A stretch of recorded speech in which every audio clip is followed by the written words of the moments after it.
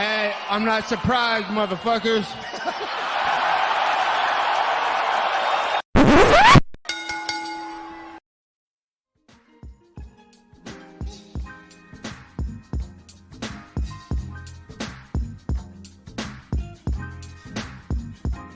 What is up, ladies and gentlemen? Welcome back to the Courtside Soundoff podcast today. I'm Josh Evanoff. He is the one and only Angel Ortega. A lot on the agenda today. UFC 263, UFC Vegas, NBA playoffs, boxing, and much, much more. Before we get into that and more, I want to talk to you guys about Rogue Energy. Rogue Energy was founded in January 2017 to be the best gaming drink in the world. Developed the premium stack in the form of a delicious energy and focus drink. It's designed to replace unhealthy energy drinks, coffee, and nutritional pre-workouts. Rogue Energy is sugar-free and loaded with vitamins, antioxidants, and nootropics. They designed Rogue Energy for the emerging professional competitive gaming market. It continues to have fantastic carryover and success with students, athletes, entrepreneurs, and anyone looking to optimize their mental and physical performance. If you want 10% off your order, use the code SOUNDOFF at checkout. It's code SOUNDOFF at checkout for 10% off of all your energy needs. Last Saturday night from the Gila River Arena in Glendale, Arizona, in front of a packed house of 17,208 roaring fans, Israel Adesanya, man, and still wasn't even close. Defeating Marvin Vettori via unanimous decision, really showing, damn, man. I mean, we talked about it last week on the show about how the whole narrative is kind of overblown about Izzy losing and all that shit. If there were any doubts coming out of their first fight, obviously Marvin did have some success. All of it wiped away the second time around. Pure domination. Were you surprised at all? I know you did pick Izzy, but what were your thoughts just overall on his performance on Saturday night? I mean, are we even surprised, Joe? Should we be surprised? Let's be real, right? I mean, I told you straight up that I didn't give a shit about this fight. I mean, look, we knew, those who truly knew what was going to happen. There was no surprise left on that night. I mean, another, just as impressive performance out of Israel Adesanya. Marvin Vettori, trying to unsuccessful with some of his takedowns, did end up taking Izzy down cleanly, I think, one or two times. I know it says he had 4, but I think only like 1 or 2 of those were like legitimately successful, and Izzy had to fight for. I can't remember right off the top of my head. But, I mean, Josh, he looked good, and he called out Robert Whittaker, which is something that we like. How'd you feel about that? That's something I wanted to ask you. Man, I love it. I love it, man. I mean, you love the energy? I love the energy, bro. Because look at this. If we're being completely honest here, and it's something I was thinking about earlier during the week, for my money, and there's other people who make the argument for, that's 2 and 3. Whittaker and Adesanya. Who else could you make an argument? Greatest middleweights of all time. Oh, okay. You know what I mean? As far as that goes, the only one in front is Anderson. I think Anderson's going to stay there until somebody passes him in title defenses, which could be, God forbid, if anybody does. But these two are still, they're levels above their competition. I think if that was Whittaker in there, he would have done Vettori the same way, dude. Firmly believe that. These are the 2 best dudes in the division by far. I think that first fight was not very close, but if there's anybody who can make the comeback, it would be Robert Whittaker, who's a former champion. He's been taking out contenders left and right. He is doing Izzy's job for him. He's beating all the dudes Izzy wants to right? Fight. So I love the energy. I mean, they've had that kind of weird beef for a while now. Seemingly the only person that's gotten under Robert Whittaker's skin, dude, is Israel Adesanya. So I'm down to see it. I'm glad he called him out. Now, I want to ask this. Obviously, if they are to fight, Whittaker wins, there's obviously a rematch. They do the trilogy. Let's say the trilogy happens, or let's say Izzy wins, whatever, right? Who's even close to being next, Josh? Like, is there anybody who's Paulo hasn't fought in a fat minute. He's on some bullshit right now. We don't know what's going on with him. He's being weird on Twitter. Marvin Vettori just lost. Jared Cannonier's coming off a loss. Derek Brunson's the only one on a win streak right now outside of what was Marvin Vettori. But we saw last time what happened when Derek Brunson fought Israel Adesanya. Is it going to be Derek Brunson, Darren Till, maybe Uriah Hall, Sean Strickland? Who are we looking at next, Josh? It really depends. So, I mean, you brought up a couple of other dudes, like you said, like Paulo Costa. I mean, he looks like he just joined Heaven's Gate, for fuck's sakes, on Twitter. Shaved off all his hair. I don't know, dude. He's off. No, I think he got hair transplant. Oh, really? I think he did. Like he did the opposite. Because I could have sworn I saw him at some sort of facility, and I don't understand Portuguese, but it's similar in Spanish in some ways. And I saw a word that looked very similar to transplant in Spanish, and then hair in Spanish. So I was like, That was weird. And it looked like kind of like a hospital-y kind of place that does that kind of thing. Regardless, man, he's balling out on Twitter. He's doing some weird shit. He might have gotten into Scientology, dude. He looks like he's on some crazy shit. Yeah, for real. But then, I mean, who else? Gaslam losing streak. Obviously Vittori just lost. I think if he beats Whitaker, there's two possibilities. There's three you can go down. If Till beats Brunson, that is an option because those two, they've wanted to fight for a while. That is an option if Till beats Brunson. I don't think if Brunson beats Till because I think Brunson would need one more after that. That's crazy. Other option would be if Hall beats Strickland, then you could do it. But I don't think Sean Strickland, if he wins, he's not a big enough name to get it. Yeah. Yeah. And the only other option I could think of would be if Jack Hermanson fights a top fiver and wins next, because Jack Hermanson is like probably the only other dude I could think of that's close enough to that top five, kind of on a winning streak. But even then, he's only won one in a row. Yeah, he's coming off. He had to win, and it was Edmund Shabazian, so he kind of. But he is. See, as far as deserving, I feel like Derek Brunson's the closest, but they're gonna want to fight like 2 or 3 more times, which is kind of crazy. I think if Brunson beats Till, he would deserve it, but I don't think they would do it. I would think he would deserve it too, especially since that matchup is very hard, and it's similar to. I would say it's similar to Izzy, but it's another lanky kind of technical guy. You know what I mean? Yeah, and Brunson, full credit to him, dude. He's not just winning these fights; he's mauling dudes. With the exception of like the Holland fight. He beat the dog shit out of Edmund, man. I mean, he's done some really nice stuff lately. So I think if he beats Till, he would deserve it, but I don't think he would get it, which really sucks. But at the same time, Adesanya styled on him last time they fought. That was not. He put him out, didn't he? Oh yeah, I mean he knocked him down like 4 or 5 times. Yeah, no, Derek Brunson's one of those guys who is like a Rafael Assunção of this division, I think, in a way. You know what I mean? Oh, I think so. Yeah. Yeah. So, I mean, there we go. We did some little matchmaking there. I think those are some fun ideas. I mean, the division really has to fill out. Hopefully, Uncle Dana and matchmakers really push the division and try to find the next contender because, I mean, is he starting to get to the point where, I mean, he just had a rematch and he's going to have another rematch and he might even have potentially another rematch for his title defense. So, we need a new face in here, man. Bring someone in. Well, I mean, and you brought up like matchmaking, right? And I think we did a really good job there at 185. That just it's going to move down, man. Co-main event, Brandon Moreno, dude. How you feel? El Campeon, right? Like he is the first champion of Mexican descent, officially born in Mexico. Because Cain Velasquez was Mexican, but I guess we don't count him because he was not born there. Yeah, I mean, but first nationalized, you know. Yeah. We'll put it like that. We don't want to. Put it like that. No. But that's what it is. You know? No. I'm just saying, like, I sound like a dick. I'm not trying to sound like a dick. No, but I know what you mean, though. Yeah. I'm just trying to clarify it for some other people who might want to write a narrative or something now. Yeah, for sure. Brandon Moreno, dude, pulling off the upset. A submission, nevertheless. Submission. I would have never seen that. Fight. He did dominate. Which was shocking because I was not going to be surprised if Brandon Moreno won, but like. Not in that fashion. From they said go, dude. Like it was. He won all 3 rounds, and obviously he won in the third. Yeah, for sure. And now champion. I mean, this is one of the greatest career comebacks, arguably in MMA history. He has one of the coolest stories, right? Like has to.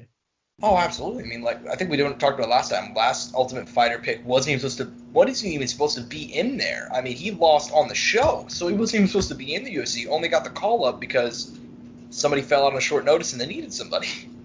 Yep. Yeah. No, he did good. So it was crazy, dude. Obviously he's now champion, defeated Davison Figueiredo. Let's do some quick matchmaking, my man. At 125, there's a couple of different options for Moreno. So I'm curious which one you want to see next. Now, Askar Askarov did just have a fight made, taking on Alex Perez. They also mentioned Cody Garbrandt as a potential fight for some reason. Because he said he might move down to 125. Also, the Figueiredo fight is still out there in a trilogy, because obviously Figgy was champ before this, had not lost in quite a long time. That fight also makes a bit of sense. Say you may as well be matchmaker because you made a fight last week, Curtis Blades, and I know, right? That one's now official, but if you're matchmaker at 125, who's next to Brandon Moreno? There's a number of different routes you can go. Obviously, I think if Askar Askarov beats Alex Perez, I mean, it's kind of like, well, that guy fought for the title, he got submitted. Askar's right there, right? Number 1 contender, right? On a good win streak, undefeated, right? No one else is undefeated. I'm pretty sure is Askar still undefeated? I could be wrong about that. Yeah, he is. Still undefeated, 13-0, could become potentially 14-0. A guy that I was high on. I've been talking about him on the show when he was not ranked, and now that he is ranked. I could see the Davidson trilogy. They could do it, but with Davidson missing weight, having troubles making weight, they might not want to do that. And obviously, the Russian market is big. Mexican market is big. Obviously, Dana's gonna have all these new fans coming in. It's almost like a little too easy to make. I think Askarov, if he beats Alex Perez, he's definitely the next in line. Pantoja's not really far away. I think he's one good win away from being there. Maybe if you can string 2 wins here. I think maybe Joe B, Pantoja would be a good fight. Beats Joe B. Maybe he's next in line. Maybe do Pantoja Davidson rematch because I think they fought, right? If I remember right. I think they had a split decision. I might be wrong on that. Possibly. I don't know for sure. I'll do the quick little fact check here for us. While you're looking that up, I will say this much. I don't want to see Joe B fight anybody else, man. I mean, it's probably, it's looking like that, right? Let him go off in the sunset, dude. Please. Yeah, so he did fight Pantoja and had a decision. I don't remember that fight off the top of my head, but that's another guy who could maybe find himself in a title position here soon. But yeah, I think Askarov makes the most sense right now. Fair enough, man. I think it's really stupid that they even had that they're even having him fight Alex Perez. Personally, I think the fact they're having him fight Alex Perez is a sign they're doing Figgy 3 next. I think they're going to do the trilogy. You think so? I mean, Figgy's going to need some... I want it to happen, but I think it's going to happen. I mean, I don't know. I feel like Figgy's going to take time off. Brandon's going to take a little bit of time off and kind of soak everything in. And Askar is going to come back and fight. Because if you really think about it, well, I guess you're right. And he's fought Brandon, too. So there's precedent there. You know what I mean? Mm-hmm. They had a draw. I need to go back and rewatch. I need to go back and watch that and see how that fight went, actually, because I can't remember how it went. That was actually his debut. He fought Brandon Moreno on his debut, ended in a split draw. But after that, Tim Elliott, Pantoja, Joseph Benavidez. And when he beats Alex Perez, it's kind of undisputed. He's fought the champ. I mean, it's a perfect setup. So yeah, I'm confident on that. Askarov pick. They could do Figgy trilogy, but I guess Figgy doesn't really have to fight someone. I don't know. It's a weird thing. I think it's going to be Figgy trilogy or Askarov, or Askar's going to have to wait and the trilogy's going to happen. Mm-hmm.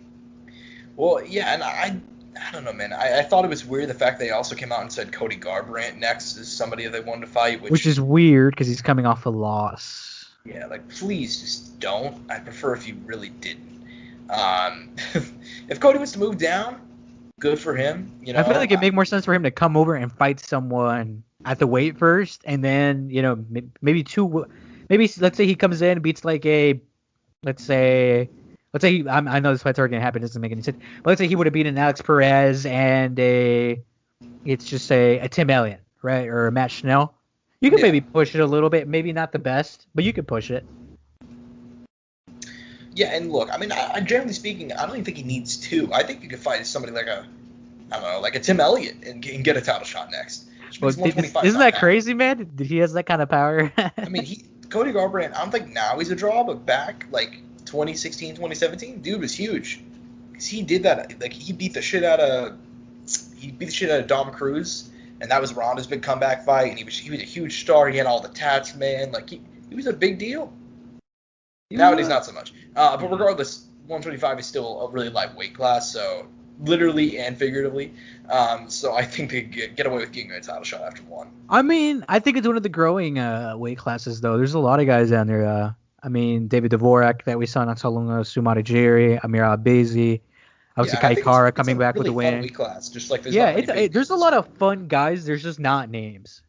Mm-hmm. There's not big names right now. I mean, and it'll always be hard, but I think historically in boxing and even MMA, some of the funnest guys are in the lower weight classes. I think to an extent, or they'll give you their all. I think in a way, they're kind of the guys who will put it all down the line. But I think it's because it's the speed, man. Speed kills. Speed fucking kills. Yeah, I mean, yeah, for sure. And it's also like a really, really fun. Like it's a super fun weight class in general. I've always thought that. Even whenever DJ was beating up on dudes, you know what I mean? Like even whenever it wasn't a particularly very fun like weight class, so to speak, in terms of like the top level, the speed those dudes had. It seems like a lot of the time, like back in the day, it was more like, oh, the speed, the footwork, they're so defensively sound. You know what I mean? They don't get finishes.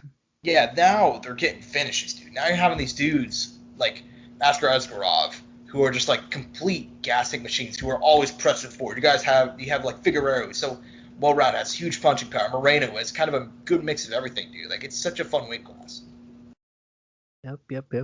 I love to see it, man. But we got to talk about the other kind of co-main in a way, which ended in weird fashion. Can we say that? Can we? Do you agree with that, Josh? I mean, yeah. Let's go ahead and say it. Weird fashion. Or just was a weird ending. It was just odd, right? Well, look, dude. Here's the thing. Some fighters are put on this planet to win titles. Some are put on this planet to have incredible success, the Anderson Silvas of the world, the GSPs of the world, so on and so forth.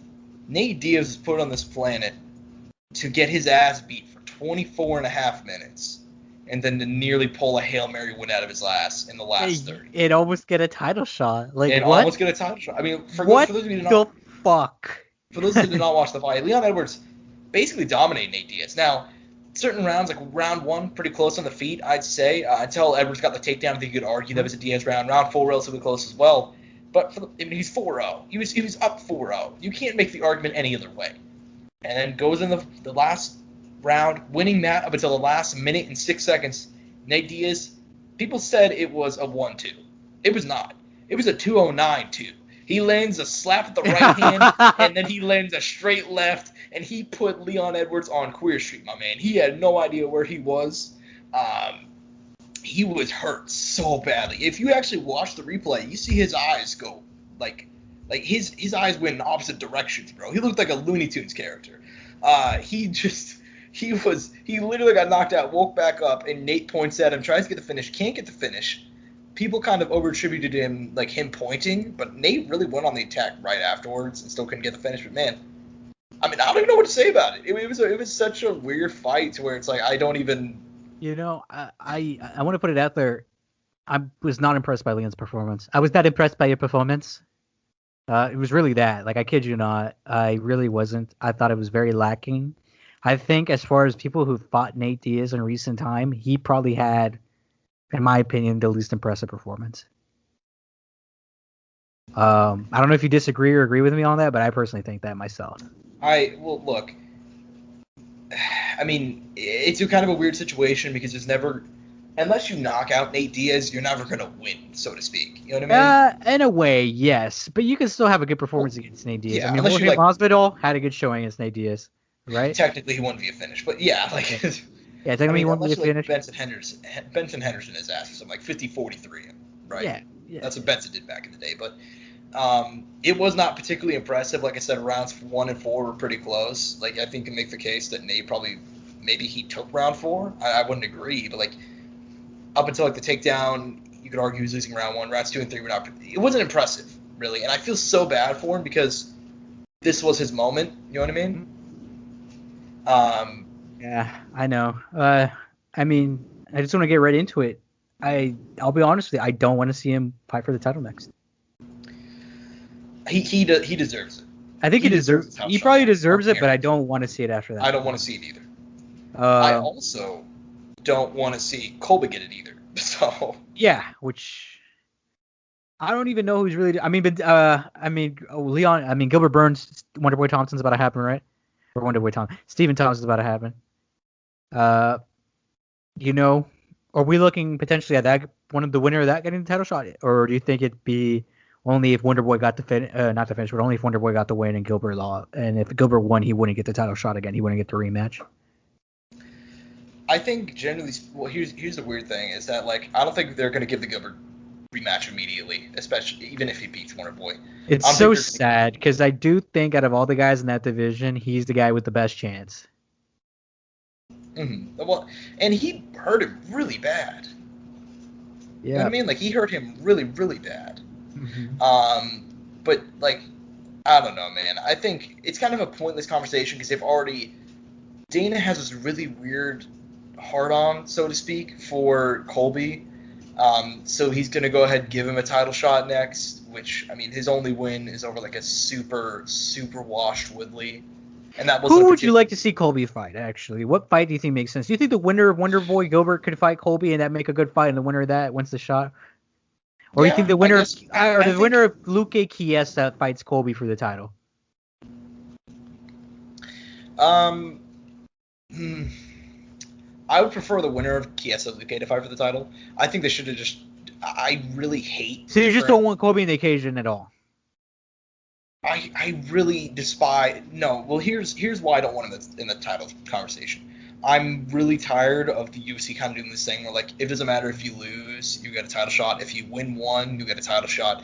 Guys like Wonder Boy are on more impressive streaks. Chiesa's on a more impressive streak. Luke is on a more impressive streak. Mm-hmm. It's just stupid. It is stupid matchmaking. And I get why they're doing it because Kamaru and Colby had a close fight 2 years ago, despite the fact that, over the course of the fight, we saw that Kamaru clearly put on, like he kind of figured him out over the course of the fight. Like, people forget that. It's like this super amazing back and forth fight. It was. But Kamaru also figured him out down the stretch, broke his jaw, and put him out. And then he's also improved in spades since then, and the only win that Colby has had has been over a severely washed Tyron Woodley. Who's going to fight Jake Paul now? Who's going to fight Jake Paul? So, does that mean we're going to give Jake Paul a title shot next? Fuck, we might have to, dude. I just think it's so stupid that we're giving Colby a title shot. And I thought it was stupid we gave Masvidal one too. So, it's just dumb. I would prefer if Colby went out and beat literally anybody else, like another ranked fighter, cool with it, right? I'm cool with it. But I just don't like it at all. I mean, we'll see what we do, man. I mean, it's all out of whack right now. I mean, we'll talk more about that particular division here actually, it's gonna be quite a while before. Well, not quite a while, but maybe a month before we have to talk about it again. When is Chiesa Luka happening? That's not this month, but the month after, right? Might be wrong on that. Yeah, somewhere along those lines. The thing is, though, we won't be talking too much about that, and we know, according to Kamaru, he'd like to defend the title one more time this year, which would be insane. I don't know. I got my opinions about Kamaru right now regarding him as a champ. I think he's a good guy, a good fighter. Title defenses, I mean, a lot of people are kind of looking at it and kind of giving him a lot of praise, like next to GSP. I think he's Matt Serra level right now. I know I'm kind of talking a lot about that now, but it's just kind of thoughts I want to put out there. I mean, his only official title defenses, in my opinion, that kind of matter are Colby and Gilbert. He fought Masvidal, who didn't reserve a title shot, and he rematched against him after coming off a loss. So, I mean, there's that. Overall, 170's in a really weird place, just in general, because Colby Kamaru is obviously going to be happening, and Kamaru is just going to keep on. I mean, does this mean he has to rematch? Does this mean after that, what happens? You know what I mean? Does that mean he's going to fight Leon Edwards next, and we're going to get 3 straight rematches for Kamaru Usman? It sucks. It kind of does suck right now, 170. I mean, 170, up until recently, it's just been like a bunch of dudes refusing to fight each other, too. So, yeah. It's filled with a lot of drama queens. It's kind of boring. That being said, that was still a hell of a fight on Saturday. Nate Diaz, man. It does not matter if he wins or loses. He never loses in his eyes. And look, it's one of those things where it's like, that was almost a perfect ending in a way, because Leon gets his win. He might be next for a title shot. Now, I doubt it. Can you believe he got booed? I can. I mean, I can believe it, but it's just like, really, people? Fuck off. Well, you guys. I mean, shit, dude. The first crowd back booed the shit out of Wei Li because she was Chinese. I was not like, I don't care about like fan reaction anymore. All fans are assholes to an extent, you know. Oh, absolutely. We're all watching people beat the shit out of each other. I'm not expecting like great human beings. I know I'm not. But... I mean, it's kind of fucked up to watch people beat each other up, but it's. Yeah, no, I get your point. It's for the sport, man. It's not gladiator times. We're not trying to see anybody die. For sure. But I mean, as far as that goes, let's go ahead and stay with the welterweight action. Move on down. Belal Muhammad, man, defeating Damian Maia. Do you have anything you want to say about this fight? I am not surprised. It's just Damian Maia should retire. He's a great guy for the sport. He did his time. Bless your soul, brother. You are one of the most respected guys in in all MMA. There is no one nicer than you. There's no one more respectful than you. There's no one more honorable than you in this sport, I think. Just move on. You know, you don't need to fight. You don't need to prove anything to us. You have shown us how great you are. I am happy with what you've done for the sport. It's just that I'm just ready to see him go and not be in the rankings. You know what? That was a lot nicer than what I thought you were going to say, just because this fight sucked. And so, look, man, I had a lot of good Damian Maia memories, honestly. I mean, these past few fights. When Damian Maia took Kamaru Usman's back and the ref stopped it? So stupid. The Masvidal fight was a lot of fun. That's like one of my favorite fights that's like forgotten about. Like, 'cause it wasn't super entertaining. It was just these back and forth scrambles with Maia and Masvidal. Masvidal having to survive. Maia had something like 10 minutes of ground control, like with his back, and he still couldn't submit him. But occasionally, every once in a while, Masvidal would just burst out. Against Ben Askren. On the feet, absolutely destroyed him. But yeah, man, I had a lot of good memories of Damian Maia. It sucks to see that's the way he went out because it was such a boring fight. And at Pula Muhammad, he got the win, but even then, it wasn't. You know, I didn't feel like it was this big coming out party like it should have been. But regardless, I mean, he's gonna be shelved. Oh, it really sucks. Who do you think he fights next? I know that back at welterweight, all the welterweights are all over the place tonight, man. They're all over the place, my guy. As far as Bilal, he's ranked number 9 now. So, I mean, I want to say Jeff Neal, but I think Jeff Neal should probably fight somebody lower ranked after these last 2 fights. Fuck it, give him the loser of Luque Chiesa. Yeah, do that. You did it. There we go. You did it. You're welcome. Yeah. Yeah. So, and then but I mentioned how that wasn't really a coming out party. Can we talk about Paul Craig for a minute, man? I mean, good for the guy, right? First of all, I think this is his coming out party, man. I feel like we've been waiting for a while now for like a kind of, because Paul Craig's got some good wins, but they're always kind of weird. You know what I mean? Ante Dagulov, he's not very good. I don't even know if he's still in the UFC anymore. Shogun's like super washed. But then look at his losses too, though. Those are the kind of weird ones too. Like Khalil Roundtree, like 2017 Khalil Roundtree too. You know what I mean? Versus now Khalil Roundtree. Like, no disrespect to Khalil Roundtree, good competitor, but you know what I mean. Jimmy Crute, young guy, caught him in a Kimura, and you know Paul Craig is good at submissions, so that was kind of like, you know, he got beat at his own game. It's his only submission loss, and it was to a younger guy. And Alonzo Menefield, in 2019, he got KO'd. So it's kind of, you know, I don't know. Well, and the Magomed Ankalaev win is his best win of his career, but even then, like, he was losing literally every single second of that fight until they got the submission. Literally the last second possible. Yeah. But I feel like this is truly his first coming out, like, party, dude. This is the biggest win of his career for my money, just because of how it happened. I mean, he's 33 years old. Do you think he could string the wins together and find himself? Probably not, but I feel like this is the first time that I've watched a Paul Craig fight and been like, oh, yeah, that dude can be a top contender. Well, look, he just passed Misha Cirkunov, Jimmy Crute beat Paul Craig, and Jamal Hill in the rankings is ranked 12th now. People ahead of him are Ryan Spann, who's proving me wrong, who's looking for a big fight, Johnny Walker, Nikita Krylov, just to name a few. I mean, maybe Paul Craig, Volkan Ozdemir? That's so weird. I was just about to say that. That fight makes a lot of sense. And I don't know who Ryan Spann's going to fight. I think they're going to give him a big name. I could see him giving them like a Nikita Krylov at rank 9 right now. I know that I'm kind of talking about other people, but maybe even an Anthony Smith, which is Ryan Spann. Ryan Spann, Anthony Smith sounds like a banger, actually. I think Anthony Smith just had a fight booked, but don't quote me on that. Let me see that real quickly. Really? If it is, I'm not made aware. I may be wrong. He's fighting Ryan Spann. Holy shit, man! I'm on this shit, man. I'm on this shit, man. I kid you not. I'm on it, Josh. Bro, when did you start? I got hired yesterday, Josh. You got hired yesterday. I got the insider information. Josh, they're rigging Wonder Boy versus Burns. No, I was kidding. Dude, if I'm right about that now, I'm gonna lose my shit. I mean, you've been hitting lately, dude. You have been hitting. I don't miss. What is? You know how Katie's name on Instagram is Easy Money Sniper? I'm Easy Money Sniper. Well, you know what, man? It's better to go 0 for 30 rather than 0 for 7, because that means you stop trying. You lost confidence, and you never stop. You're right, champ. Yeah, let's go, champ. Shout out Paul Craig, though. Nice win. As far as the undercard stuff goes, what are the fights you want to go and highlight? Performances, Brad Riddell for me, honestly. One of the biggest performances of the night for me. Uh, I'd say so. Looked good. I feel like at one point he kind of was coming from behind. I thought Drew Dober kind of had him for a second there, if I remember right. Like Drew Dober Yeah, he had, did. like they were going back and forth. I'm trying to remember the fight right now, but if I remember at one point they were both kind of swinging a bit. He had Drew Dober hurt too.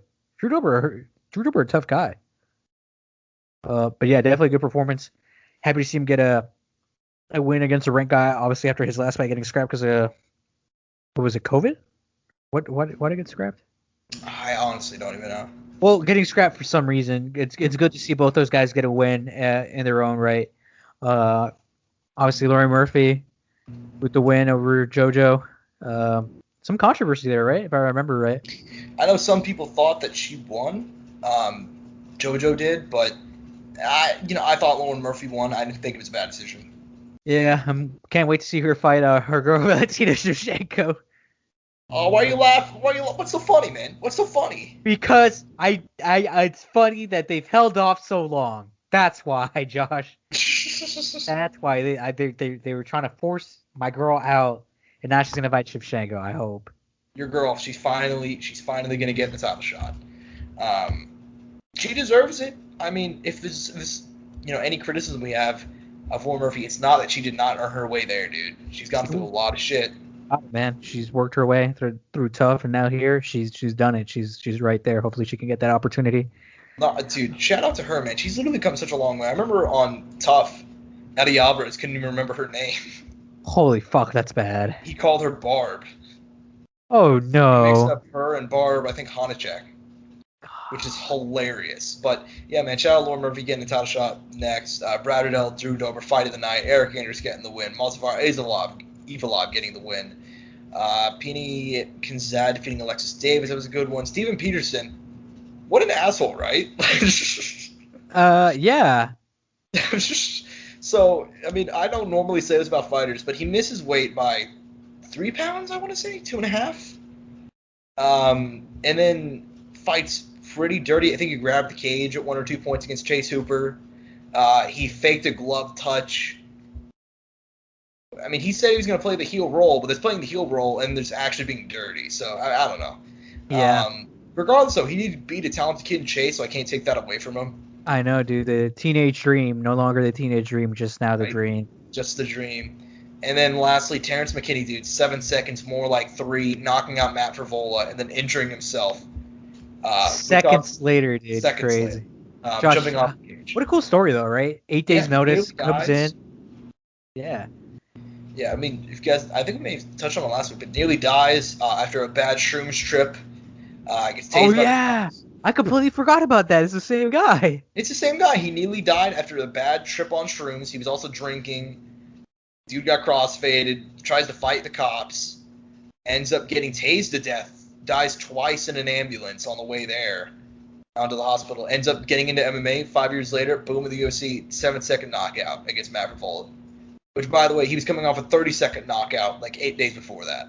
Dude, isn't that crazy how life is like that? By the way, he seems like such a nice guy, by the way. I mean, he seems so emotional after that. Like, I don't know his personal life. I don't know what adversity he's been through. But right now he's running a 4-fight win streak now. He's in the UFC. He's made it. He's young. I'm sure Dana gave him a nice little bonus. He talked about that. I mean, dude, it is this is a fun story. This is what we like to see. This is how we like to see people's life changes through the sport. And hopefully he keeps on trucking, and hopefully he's not hurt and he's fine, because we want to see him fight again.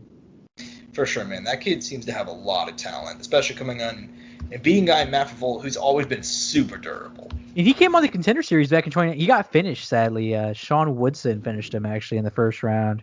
Yeah, I mean, that's how life is, man. But he's found himself back here, and maybe he's looking to get that one back at some point. So Maybe. I'm excited to see what this kid can offer. I mean, he's a very capable of getting finishes, very talented. So I don't know, man. I hope they get him a fight soon. I'm really excited. For sure. And but as far as that goes, that's pretty much all we got for that card. But Angel, my man, they're back again on out in the UFC Apex this Saturday night, Las Vegas, Nevada. Another fight night that mixed bag. But nonetheless, the main event, in my opinion, is an absolute banger. I mean, as much as we're going to talk about in a minute how the rest of the card's kind of lacking, the main event, Chan Sung Jung, the Korean Zombie, taking on Dan Ige. Obviously, Chan Sung Jung looking to rebound after he lost to Brian Ortega. Before that, he was seemingly in line for a title shot, man. That seemed like almost kind of a layup for him. I mean, he'd had like something like 3 or 4 main events in a row. He knocked out Moicano. He knocked out Frankie Edgar. It seemed like it was his time. Lost to Ortega. He's looking to get back into the win column, be back in the title conversation. Dan Ige, man, he seemingly really turned a corner. I mean, this is a dude who like came into the UFC with a loss to Julio Arce, and that was such a distant memory ago, dude. Only loss since then was the commentator. His wins over Mirsad Bektik, Edson Barboza, knocked out Gavin Tucker in 22 seconds earlier this year. And now he's back for a second main event, man. How do you see this one going, and what are your thoughts on the fight itself? I feel like this is a pick'em fight, man. You can pick either guy. I feel like it's pretty 50-50. I don't know who I'm gonna go with. I feel like I'm gonna go Danny Ige. Screw it. I'm gonna go Danny Ige. I've been hung up on it all week. I didn't know kind of leading into today who I wanted to pick. I was going back and forth. I'm like, I kind of feel like picking Zombie. Zombie's a really. I mean, I feel like this would be a really sneaky fight. If I feel like Zombie can pull it out, but I'm gonna pick Danny Ige. Yeah, man, and I'm kind of on the same wavelength where I've kind of been wondering back and forth because, Danny Ige showed so much improvement over his last few fights. I think the fact that he was able to go all 5 with Cater was really a big deal to me. Now, I thought he lost to Barboza, and I also thought he lost to Bektik. Both those were split decisions, but outside of that, dude, he still showed a lot of heart. He clearly has a skill level, but I think we're going to remember why we thought Korean Zombie was going to fight for the title next. I think we both picked him to beat Brian Ortega, and I think he's going to show that there's levels to this shit. I'm going to go the Korean Zombie via knockout, my man. Yeah, I like the pick, man. I mean, he's a sneaky guy. He's one of those. I mean, who else is like him in the UFC who can be sneaky like that, dude? Who could just like come out and get a win like that? Like, is there anybody else you can think of in the UFC right now? The dude in the co-main event, Alexei Olynyk. I guess, yeah, but that's because a lot of heavyweights are really bad at ground game, and Olynyk has really good submissions. Fair enough. But, so yeah, Korean Zombie, one of those dudes who's kind of. You can never count him out of any fight just by virtue of how durable he is and how much heart he has, and he's a zombie, dude. Dude never gets tired, never gets broken. But we can go ahead and move on since I went ahead and just brought up the co-main event. Alexei Olynyk still fighting, man. He is 43, turning 44 next week. He is still ranked in the top 15, ranked number 15. Lost 2 in a row to Derek Lewis and Chris Daukaus. He's always been an up-and-down guy, though, so it's not particularly surprising. Looking to get his 60th win against the rising Sergey Spivak. Crazy to think about, because I remember Sergey Spivak came into the UFC, and he got knocked out by Walt Harris something like 25 seconds. But outside of that, he's done a really good job rebounding since then, dude. Like, after that just terrible debut, he did lose to Tybura, but he still has won 3 of his last 4, beating Jared Vanderaa, Tai Tuivasa, and Carlos Felipe. Those last 2 names, both pretty damn good dudes in their own right. So, who do you got in the co-main event? I want to see Olynyk gets his 60th win, man. I'm calling it right now. Ezekiel choke, first round. Really? That's bold, man. I think Olynyk could beat him, though. I feel like Sergey's a good guy, but I think he's not, like, top 10 heavyweight status right now. Mm-hmm. I don't either. I still think he's good enough to beat Olynyk. I know, but I look at his losses, and I think I talked about it a little bit at the show. Marcin Tybura, Walt Harris, those guys are really good, and I rate Olynyk kind of just a little bit below them right now. So I feel pretty confident in that. I mean, I feel like his wins, like Tai Tuivasa, like you named it, Carlos Felipe. I mean, like those are guys who are good, but they're guys who sit just outside of the rankings, and I feel like Olynyk's one of those guys who can sit in the rankings. Fair enough. I see your argument. I am going to go ahead and take Sergey Spivak, but I would not be surprised at all to see Olynyk get that win, just because every single time I think that man's dead, he somehow pulls it out, man. I mean, I thought he was done after the Walt Harris fight, especially, I mean, the Overeem one where he got brutalized and the Walt Harris put him out in 12 seconds, and he comes back, beats Maurice Green, beats Fabricio Verdun, probably the best win of his career. He did lose to Lewis and Daukaus, but even the Lewis fight, I mean, there were some scrambles in there where it's like, oh man, if Olynyk, if he zigged instead of zagged, he could have gotten submission, something along those lines. So, yeah. regardless, so I am going to go and take Sergey Spivak. I just did not like the way Olynyk has looked lately. He was always slow, but he's looked like he's gotten significantly slower. I was going to ask you, is that the first time in forever that we've disagreed in a while? I feel like it is. We disagreed last week. I think I picked Damian Maya. I don't remember if I picked Damian Maya, but I said Damian Maya might win, and you were like, no way. Yeah. I didn't think he would win, and he did. I want to say this is the first time in a long time that we disagreed on the main and the co-main. Oh, we disagreed on both? Oh, shit. I picked Korean Zombie. Yeah, I didn't even think about it because I was so focused on the Olynyk one. Yeah, so I think this is the first time in a long time. I'd have to go back and check the records, but I like the non-existent Courtside Soundoff records. But you are winning, by the way, in the picks competition. You are up 2 on me. Neither one of our records is very good this year, which I think is kind of a good thing because it shows how crazy MMA has been. But it's only 2, though. You know what I mean? So like that could change literally this week where we both disagreed on. Yeah. So we'll see. Either you're going to go and increase your lead, or we're going to be tied. Mm-hmm. But as far as that, moving on, my man, outside of those top 2 fights, I mean, it's kind of there's a couple of interesting ones, but regardless, which are the fights you want to go and highlight? Oh man, let me go back and look at our what we have coming up this week, brother. I was looking at some stuff. There's really not a lot there, sadly. But Marlon Chito Vera is one of our guys, right? He's kind of like the one thing that we have going for this week. No disrespect to the rest of the court. Fun guy, always come out and perform. Matt Brown, Diego Lima, weird fucking matchup. How do you feel about that? I think it's weird, but right where both dudes are. You know what I mean? They're both barely outside of that top 15, I'd say. Diego had a really good fight against Bilal last time out, and then Matt Brown, I mean, he's older, but he seems, after he took off that break for like 2 years, something along those lines, he's looked good, man. He knocked out Ben Saunders. He had a really competitive fight with Miguel Baeza. He did lose via TKO. Remember, he almost knocked him out in the first. And then Carlos Condit, that was a really fun fight. So I think it makes sense, but it is kind of weird on paper.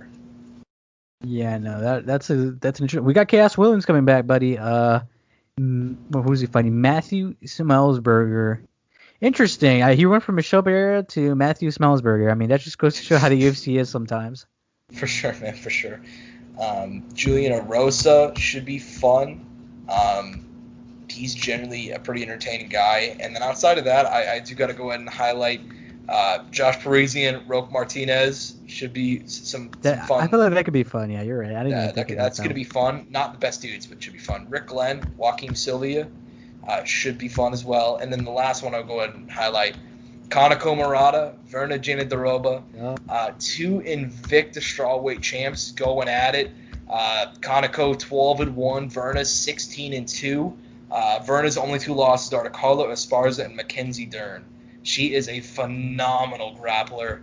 Kanako is pretty well-rounded everywhere. Her fight against Emily Ducote back in November 2019, one of my favorite fights of that year. And she last beat Reina Marco. So that is a very, very sneaky fight between 2 fighters. I'm not sure if they're ranked as strawweight yet. I think Jandiroba maybe, but I think both of them have a very bright future at that weight class. Mm-hmm. So that's what I got, my man. That's my little. I always like seeing.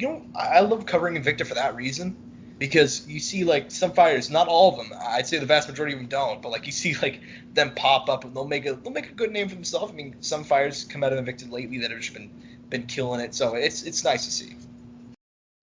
All right, I agree on that. That is a nice thing. I'm happy you do cover Invicta. I'm happy that's where you started, man. I hope you never lose that, honestly. Me neither. I didn't go to. They actually had an event last week, maybe. Yeah, I heard about. They started having events very recently. I was going to ask you about that. Are they doing media? Are they doing people? Can people watch it? They had limited media for the first time in forever at the last one, but they also announced that card literally on 8 days' notice. So I had other obligations. So I wait. So how did they? But the fighters knew it was going to happen. The fighters knew, but they didn't publicly announce and they didn't have to sell tickets because it wasn't an open venue, so they didn't really. And generally speaking, as a media guy who covers it, there's probably it's like me and 6 other dudes generally. Hey, shout out to you 6 guys for putting in that work, though.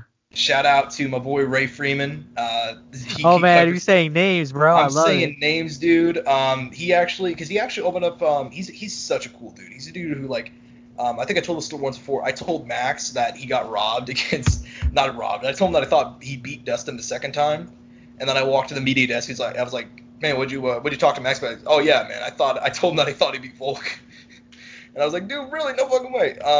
But yeah, he opened up a free community jiu-jitsu like recently. Oh, is he the guy you're always tweeting about? Or oh yeah, he's a sweet dude. He's a great dude. Like free community jiu-jitsu for kids in Kansas City. I see that. That's awesome stuff, dude. I saw those videos he posted. I always retweet it. I actually I need to like donate a bit because I always see it and for some reason I just haven't.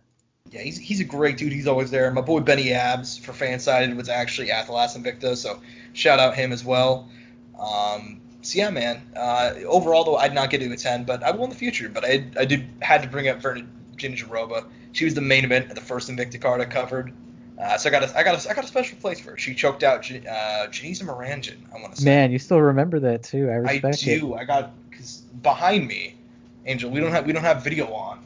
But behind me, I have all of my Invicta, like, things, like all of my press passes. Like, they're, like, hung up on the wall. Oh, by the way, Josh, I know I'm saying this on the podcast. Probably should tell you it privately. But your birthday, for the people who don't know, was, what is it now, 2 weeks ago? A week ago? It was, yeah, 2 weeks. It was a week ago. It was a week ago, right? It was the 7th, right? 7th, yeah. So it was last Monday. I wished you a happy birthday, like, hella early in the morning because I work overnight. And, by the way, I was the first, right?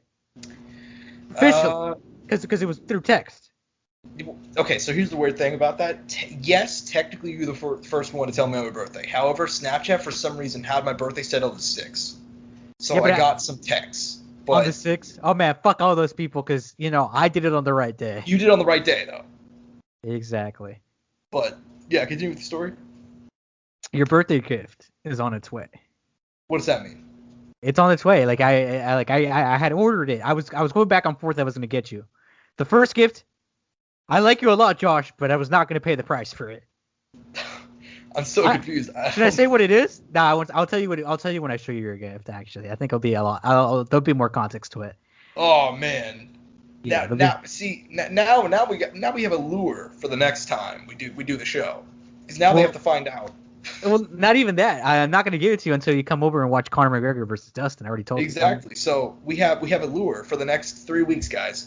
You got to stay posted to find out what Angel got for my birthday. Oh, I also have no idea. It's going to be on the gram. You're going to post it on the gram, dude. It's cool. It's big too. You're gonna dig it. No fucking way. Yeah. Can you give me a hint? It's MMA related. I'll take it. I mean, I honestly assumed. But I'll take it. Yes, it's MMA related. So it's like, guys, check back through. Josh is like, I literally bought Max Holloway. The fighter literally bought Max Holloway. Yeah, so he'll fight for us in the pits. He'll do his thing. If you guys talk shit on Twitter, I'll send Max Holloway after you. It's all good. Exactly. So fuck off. Yeah, but thanks, man. I didn't even know. But damn, that's cool. Yeah, so check back in 3 weeks, guys. Yeah, that's gonna be fun. I might give it early. We'll see what happens. We'll feel it out. But as far as MMA goes, that does kind of end our segment as far as MMA goes. But guys, not the end of the show, because Angel, it happened. The Phoenix Suns. The prophecy was foretold by a fan in the stands. Suns in four. Suns in 4. After being the fuck out of a Nuggets fan. He beat one Nuggets fan's ass.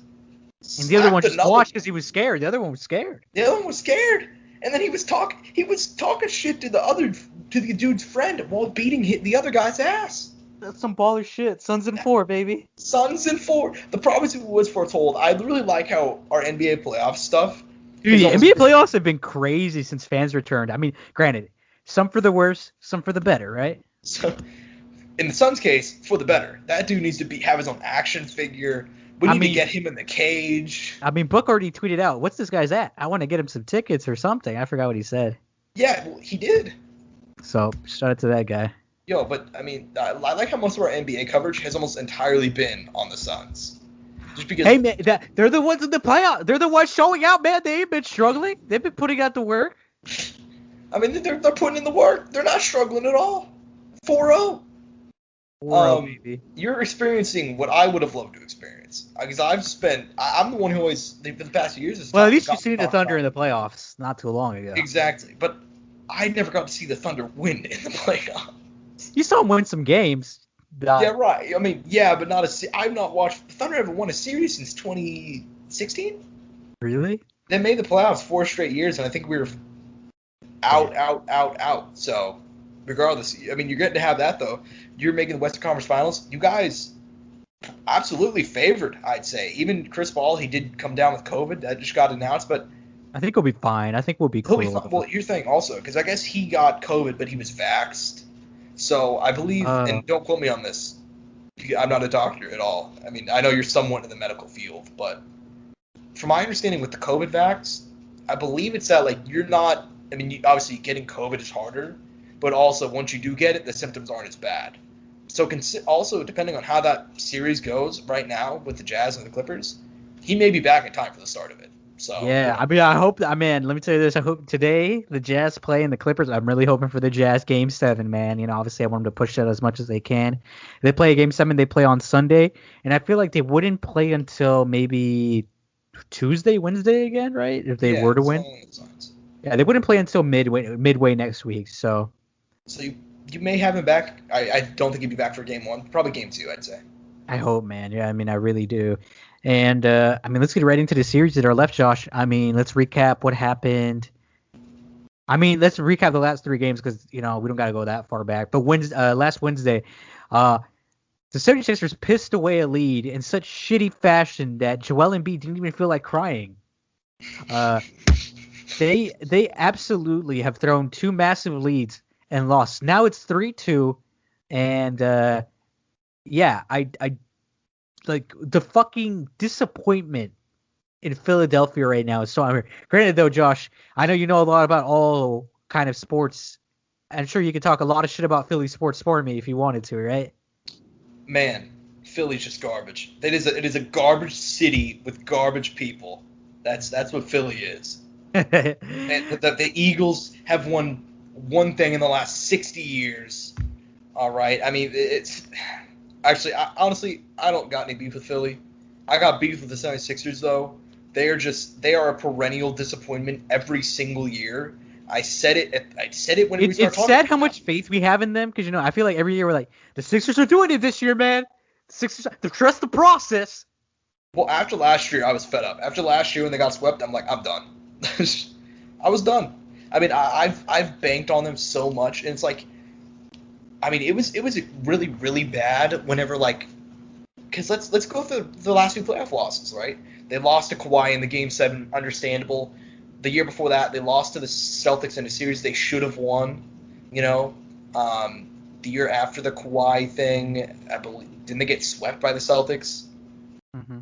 Like, they are just – then this year, they're about to choke away a series to a Hawks team, which on paper – I mean, this should be a 6-game series at best, and the Sixers should even be a 5, dude. I mean, they're playing a young team who is solid, but I feel like as far as overall talent level, the talent is on the Sixers side, and they're not performing.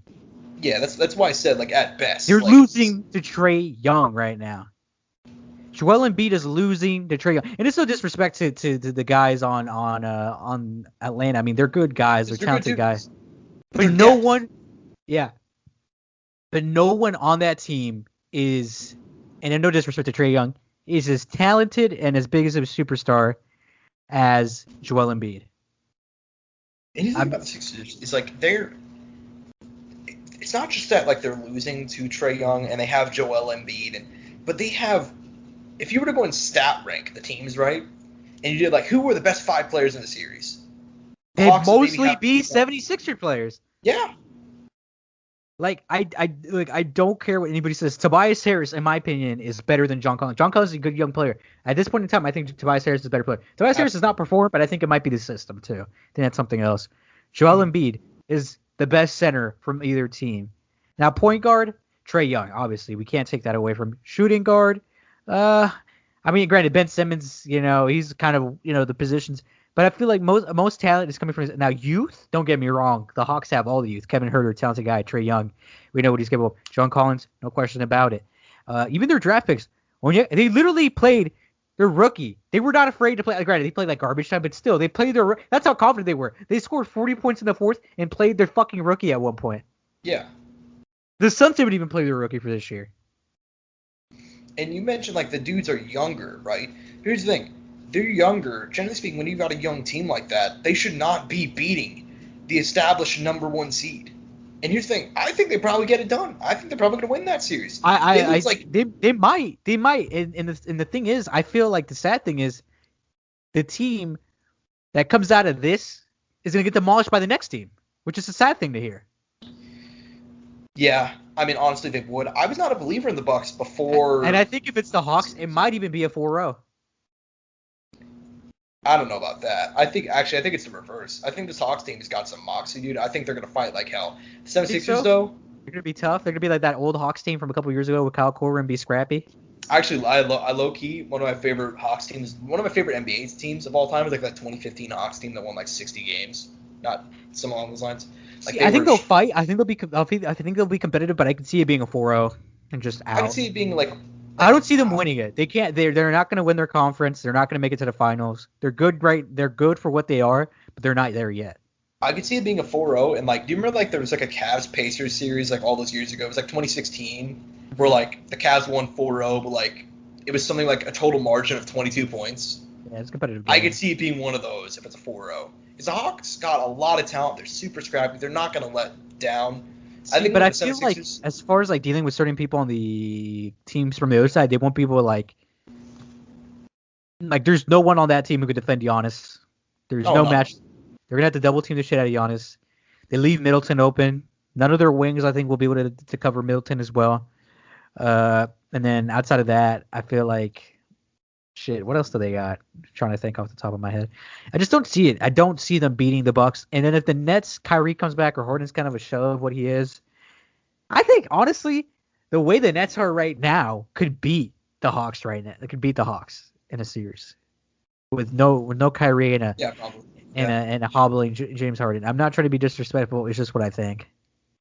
No, I'd agree too, because even like I think if there's one thing that these two series have showed us is that like the East has some good teams, but we still see like there's still such a level between the Bucks and the Nets and everybody else. And even 76ers too, like everybody had a lot of hype on. I was never really on them, and now they're about to lose to the Hawks, and I think they do, dude. That team looked crushed. I mean, if they're pissing it away like this, they might actually. I mean, I guess I'll agree with you. Yeah, fuck it, Hawks win it. Yeah, it's made me so mad now. I think you've convinced me now to not have any faith in Philly that I'm just gonna go with it. Fuck it.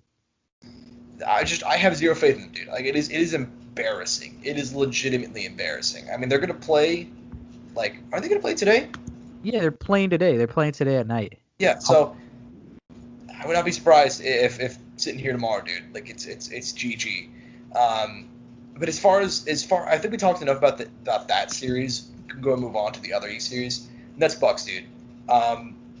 I really thought. Now, granted, it's been kind of a shit show though, and James Harden to get hurt. It's been weird. I think if all three of those guys are healthy, they win.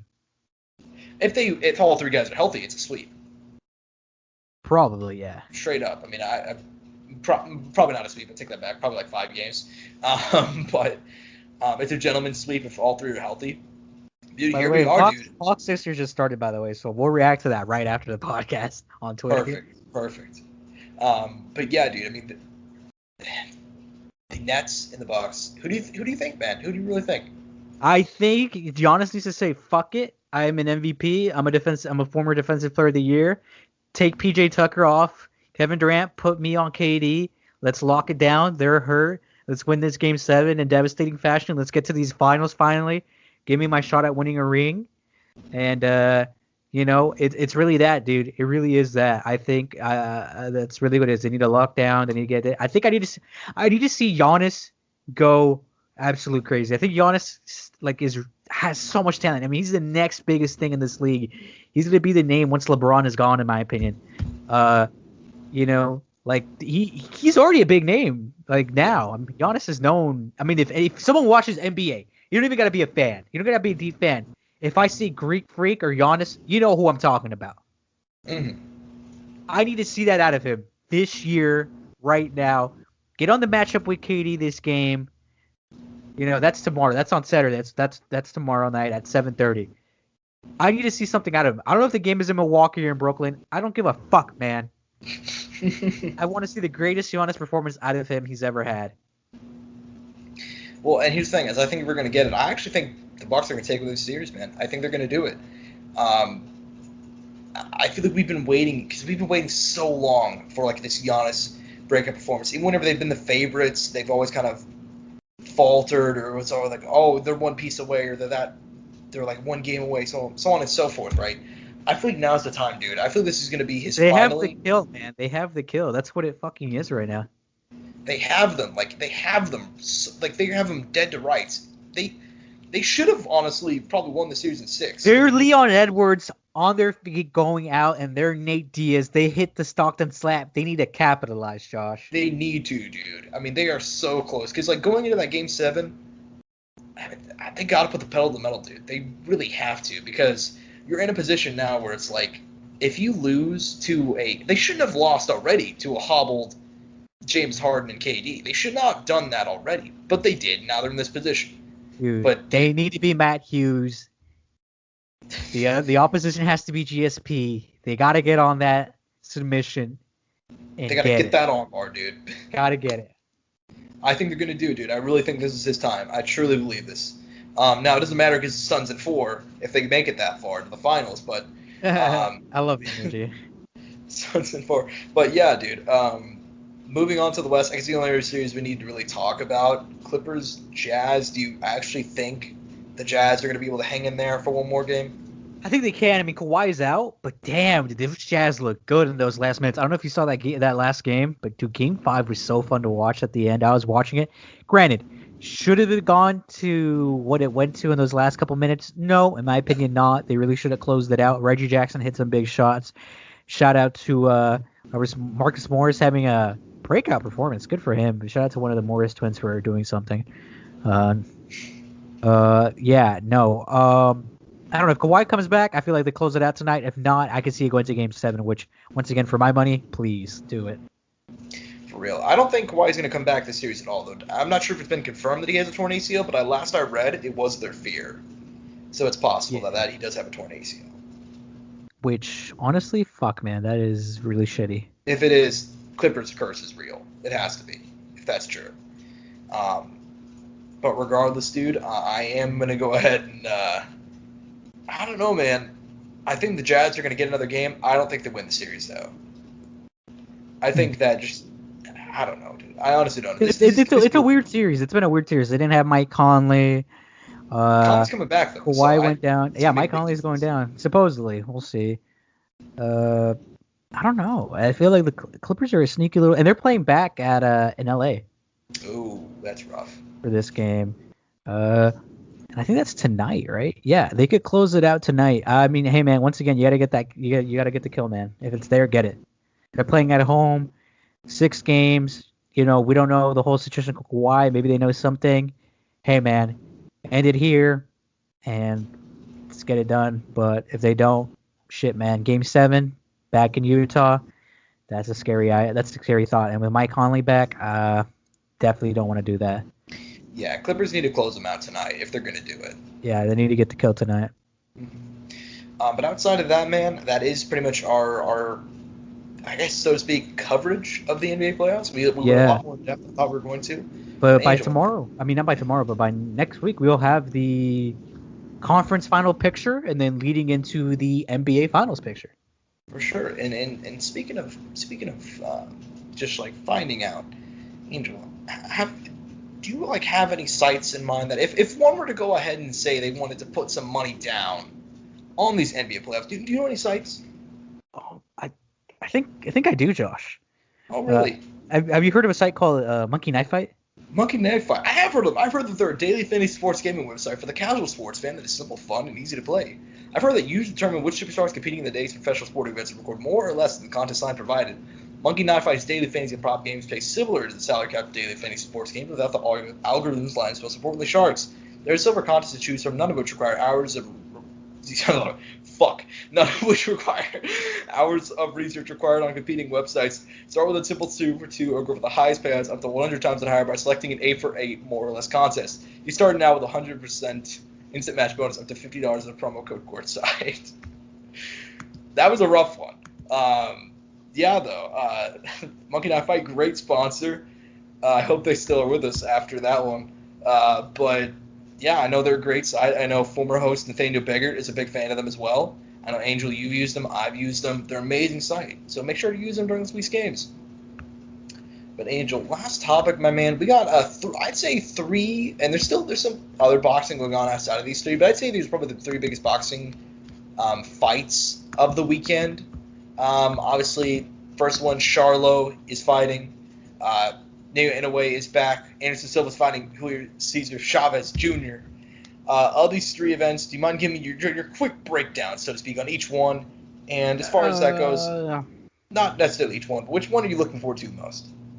Believe it or not, I want to see how Anderson does, man. He's actually, like, all jokes aside, as far as representation of MMA and boxing, this is probably, like, the proper one we're going to get.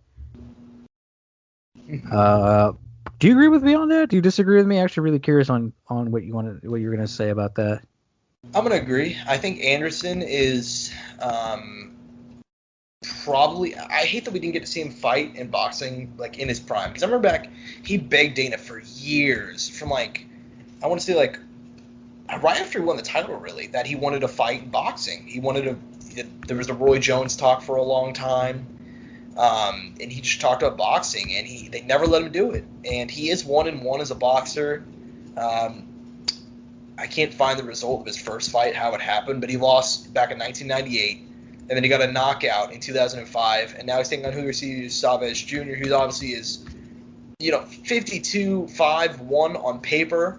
Doesn't entirely tell the story, just through how many issues he's had in terms of weight, drugs, drug test failures, so on and so forth. So I think as far as like representation, I mean, Chavez should win this one, walking away. But if there's one thing we've learned about Julio Cesar Chavez Jr., it's that nothing is guaranteed. That's a fact. So yeah, I mean, Inoue's back. Obviously, he's if I were to make a pound for pound list, I'd probably have him number 2. He's always fun to watch, but I mean, this is kind of, I believe this is a mandatory for him. Don't quote me on that. For who? So It's a mandatory for who? Inoue. Oh, Inoue has a mandatory? Okay. I believe so, that the guy he's fighting is a mandatory. Even if he's not, I don't have much interest in it. And then Charlo is fighting a guy that I also don't have much interest in. So I'll actually agree with you. This is, if I were to go and tell somebody one boxing fight to watch this weekend, if they're a combat sports fan, I'd say that one. I'd say Anderson Silva versus Julio Cesar Chavez Jr. Yeah, no, you're probably right on that. I don't know. I feel as far as like super big name boxing, we're not going to get that until next month with our boy Tyson Fury and Deontay Wilder. Mm-hmm. Yeah, man, and we can go talk about that real briefly. That fight was officially announced. I thought it was gonna be in August, dude. Huh? I thought it was gonna be in August. Oh no, man! July 24th. We are only pretty much a month away, month and a half. Isn't that crazy? But granted, though, they've known for a while that it might potentially happen, and they've been training, and they fought each other twice. So as far as preparation, it's more like just general. And they're professional athletes, they're always trying to be ready for the most part. And well, for Deontay, it's a little bit different because he's obviously Malik Scott is his new head coach, and he's changed up his training a little bit. For Tyson, probably not much has changed, but dude, I've watched a lot of press conferences. It comes with the game, you know what I mean? Like, I cover the sport, you cover the sport. We've watched a lot of press conferences. By far the most awkward, weird thing of all time. Deontay Wilder just not answering any questions, completely ignoring him, and then they had the 5-minute stare down at the end. You know what it reminded me of a little bit? Not the same, but like as far as like kind of My Way or the Highway with Wilder, it was kind of reminding me of when not saying this is a movement that I don't support, but it is when Tyron had the conference with Kobe, and every question that they asked Tyron was Black Lives Matter. Or yeah, I think Black Lives Matter. Or I'm just really excited because Black Lives Matter. Like it was just they all went like that. Yeah. Well, I mean, I got that one also more because he's fighting Colby, he's a racist, so it kind of. Oh yeah, no, it was deserved. Yeah, so I mean, like I've said before, like on the show, Colby Covington is the only person I'll straight up just insult. But yeah, I mean that one made more sense. This one I thought was just kind of weird. Now that being said, there's some story behind that face-off, by the way, Josh. You know the story behind like why he stood there, and why they both stood there. Tell the story. You're gonna tell it better than I would. Oh, you know it? Yeah, I've heard the story. The Vitaly Klitschko story? Yes. Dude, so apparently Vitaly Klitschko, when he brought in Tyson at some point for a training camp, and apparently Vitaly, when he would he would do his camps and he'd go in the sauna, he would he have his sparring partners there, and he would purposely sit there longer than his sparring partners. He would see him break down and stay there. And one time when Tyson came in for his camp to help him out with some stuff, Tyson actually outlasted Vitaly, and this is kind of his way of doing like, I'm gonna one up you regardless. If you're gonna be mute and be quiet and stand here all day, I'll one up you and stand here all day with you at this face off. Mm-hmm. Yeah, and that's kind of like the backstory behind that. And Tyson, dude, he was never gonna turn around. He's one of those. He's really big on mind games. That was just such a bizarre press conference. Now, do you think that him not answering? Because a lot of people said this. Do you think him not answering questions was like any sign of mental weakness? Because that's not how I took it. No, it's just he's focused. I mean, he had his first professional loss. He was a guy that, for the longest time, if he touched you, you went down. You folded. He has some of the scariest knockouts in history. He's one of the hardest hitters in heavyweight history. I mean, there is no secret about that. He has fought this man. He's put him down. He's know of his capabilities. He's seen him rise back up. He's also lost to him in devastating fashion. He's back, and he wanted that fight. Walk-away money was an option. Mm-hmm. He never took that option. There's a lot of people out there who would have been like, okay, I'll wait for it. Deontay Wilder did not want that. Deontay Wilder wanted this fight. They could have done it in Saudi Arabia, trilogy, big money, in the desert, all these things. No. I want this rematch. I'm ready. You're telling me Deontay Wilder during that year of COVID did not sit there and train every single day when you couldn't go out? He didn't do anything outside of just working on his game and improving his boxing? Because the guy is very unorthodox. He has really good power, but his general boxing at its core is of the best. Mm-hmm. And Tyson Fury, for what it is, also very unorthodox, but very good. Clean on the ropes, good with his hands. He's ready for this. Him not answering questions is not a sign of weakness. It's a sign of preparation. So I'm glad we're on the same page. Damn, that's so quotable. That was so good. That last bit there, man. Dude, you just made some beat writer's day. They're going to listen to the podcast and just take that shit, bro. I'll do it. Fuck it. But, dude, I couldn't agree with more. Because I saw a lot of people saying, oh, he's mentally broken. This fight doesn't talk. I'm like, I think this is just a dude who doesn't want to do media. And he just wants to go out there and kill the dude. I think he wants to go out there and fight. And I don't think... I mean, it's not like Tyson gave glowing answers either. He was just kind of doing his Tyson Fury bit that we've seen 1,000 times. I don't think either one of them really wanted to do this press conference. I think they're both just ready for war, dude. Which I'd love to see. And slightly off topic, but I thought you'd want to know. Game just started. Hawks already up 20-6. Just right now, man. We got to have faith. Gotta have faith. I got faith in the Hawks. But yeah, man, overall it was weird, but I am really looking forward to that fight. It's coming up fast, man. Coming up fast. Can't count out Deontay. Obviously, we'll give our preview when that happens in a month's time, but I'm very hyped for it. I'm hyped always, man. I heavyweight boxing, those guys when they're in the mix. Nothing's better. But Josh, we do have one more thing to talk about real quick before we close out the podcast. And do you know what that is, Josh? Was there a big boxing match that would happen last week? Potentially the biggest boxing event of the year. Don't quote me. Behind Floyd Mayweather and Logan Paul. It's so weird. But yeah, I'm glad you brought that up. I was gonna go and segue that into you, man. I mean, obviously we talked about it last week. I kind of let you take over my role. Generally, I'm the guy that does the preview, kind of asks you questions, and we preview this shit. I flipped it over to you, man, and let you preview the social goals card. Now it's time for you to go ahead and recap YouTubers versus TikTokers, man. Go ahead and give us the rundown. I mean, literally what I said, everything I predicted, how every fight went is how I thought it would have gone. Can you agree with me? I think you could agree with me on that as far as like if everything I said was pretty much correct, I'd say. I'd say so. Now, the only other thing that I would go and say that was kind of surprising was the fact that Deji got smashed. I wasn't too surprised about that, if I'm frank. I wasn't necessarily surprised that he lost, but the fact that he got TKO'd.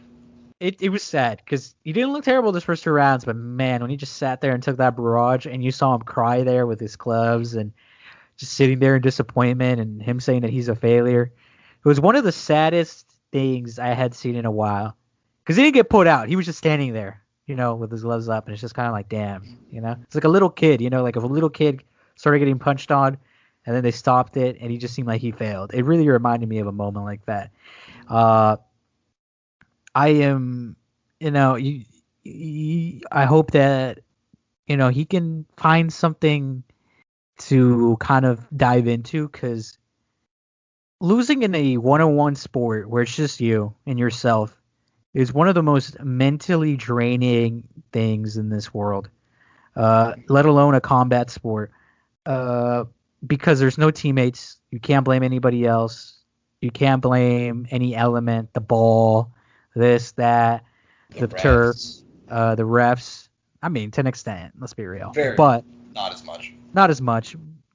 But in this it's all you, baby. I mean, it's all him. There's no one else, and it's tough, man. I think at a human level, obviously, we're not talking about a pro fighter or any amateur. We're talking about a guy who fought in what was it? Was it an exhibition technically, or what was it technically sanctioned? Technically an exhibition. We'll call it an exhibition because that's really what it is. I mean, it sucks, man. It really does, for him, for his sake. But man, this is how the sport is, man. Even at the lowest level, there's lows, and there's highs, man. And let me tell you, he's riding a very low. But still, the man to go the longest, with the one and only Jake Paul. So he still has that under his belt. Not even Ben Askren could do that.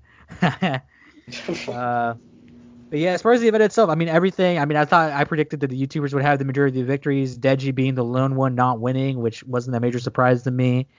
Austin Broome versus Bryce Hall went as kind of how I expected. Taylor Holder Gibb, I thought was going to be the most competitive fight of the night. Taylor Holder ended up not putting out anything. I was really disappointed in that, because you could see he had technical, like he had potential, like he's good, like you could see it's there. He didn't let loose. He didn't unleash on Gibb.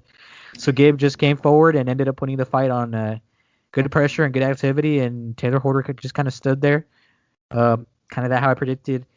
DDG and whoever he faced, I know I feel bad for not remembering his name. I didn't know too much about that, but I wasn't surprised. I think I heard DDG had some amateur experience, so that was kind of that.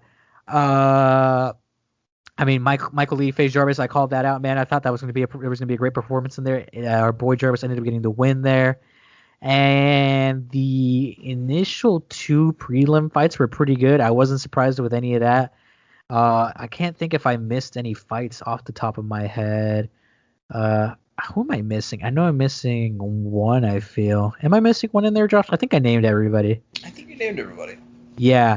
Now, did you watch the event? What are your kind of overall thoughts? I know you weren't as invested in it as I was, but I just want to make it clear before we continue on. Like I said, I got KSI, Logan Paul vibes, like the OG one with this. And I think as far as YouTuber, like kind of creator / event, I think this is the best performance they've given us. I mean, all the guys looked pretty good. They had a higher level of boxing, I think, than any of the other previous YouTube events. They took it really serious, and they really came out to perform, man. I mean, they really put it on. They put on a good show. I'll give them that. In the walkout, I mean, it looked really legit. It really did. It didn't look like a freak show, honestly, that bad. It looked pretty impressive. I got to give them credit. And, obviously, shout out to those guys. And, obviously, hopefully these events keep getting bigger and better for them and more exciting, and we get some more names. Shit, maybe PewDiePie will fight next. I don't know. I doubt that. But, yeah, overall, I kind of got the same vibes you did. In fact, I thought, like, as far as, like, I think you just said it, for all the YouTube boxing events, it's probably like in terms of production quality, everything, probably the best one.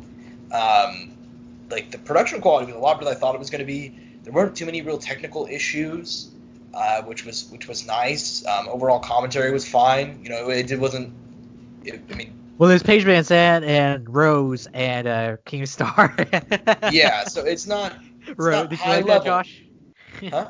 Did you like that, Rose? I thought it was funny, but yes. Overall, I thought it was good. Keem did a great job. Let me just say, friend of the show, Daniel Keemstar. Yeah, I thought they did a good job, man. I had nothing to really complain about. And here's the thing: is like, if I remember correctly, that KSI Logan Paul card back in the day, which was a lot of fun, a lot of decisions, if I remember correctly. Mm-hmm. There was only 2 decisions on this entire card. There were only 2 decisions on this entire card, dude, and they were legit knockouts. Jarvis was a legit knockout. Turned the aimbot on, dude. Osman Broome, I mean, that was not officially a knockout, but, like, I mean, he was clobbering the dude. Vinny Hacker clobbered Deji. Gibb versus Taylor Holder was, like, legitimately, if you told me that those were 2 dudes, like, that had, like, amateur skill sets that were, like, actually training for a long time, I would have believed you. They did not look too bad. Everybody took it seriously. So, yeah, probably the best event I've seen as far as, like, YouTubers boxing, like, probably since it started. Now, did you pay for this show, or did you attend your local Buffalo Wild Wings? Oh, I mean, I went to my local Buffalo Wild Wings, just like everybody else. I'm not gonna lie to you, I actually ended up paying for it. I really did. I did. I ended up supporting them, and I decided to pay for it because, one, I was with the boys, and I couldn't attend my local Buffalo Wild Wings while we were watching the pay-per-view. So I was like, screw it. Why not? I had some extra cash. Was it worth the $50? To an extent, I'd say. You know, it's not a pro fight. It's not anything crazy like that. Did it deserve it? I think if they would have chopped it down to $29.99 or $19.99 or even $39.99, I feel like it would have been an easier sell. For sure. As far as that goes, did you like do the split screen? Did you have one TV Social Gloves, one TV UFC? I will not get into the details of why I did not do that right now on the podcast, but I did watch it on my phone. Fair enough. Yeah, man, I went to my local Buffalo Wild Wings. You know, got some mild, got some, just had a good time. You know. Mm-hmm. I dig it. But outside of that, man, is there anything else you want to touch on regarding the card or anything else before we close out? No, man, that's it. I mean, we had a banger of a show. I'm just excited to come back next week. I mean, everything's looking good, man. NBA is popping off. We're getting to that time of the year, man, where stuff is just really, really just exciting. MMA is on this high trajectory. And I mean, man, Josh, next week, Alexander Volkov versus Suragon. I mean, we are excited for MMA, man. And after that, it's UFC 264, man. We just keep riding this wave. Let's get it. Let's get it, man. Let's get it. The wave keeps on getting bigger and bigger. And it's fun, man. The show keeps on getting bigger and bigger in that way as well. Thanks for all the support that we've gotten. I'm at Josh Evanoff. I ended last week's show by telling Twitter to fucking verify me. They actually did it. So shout out that at Josh Evanoff on Twitter. Mm-hmm. Angels next. At Twitter, fucking verify him. At Angel Ortega _01. That's funny. We're at Courtside Sound 1 on Twitter, at Courtside Soundoff on Instagram. You guys know all the stuff by now. Go ahead and support this stuff. All we're affiliated with, Rogue, Energy, Monkey Knife Fight. Appreciate all the support. Peace and butt grease. Mouse click. Nah.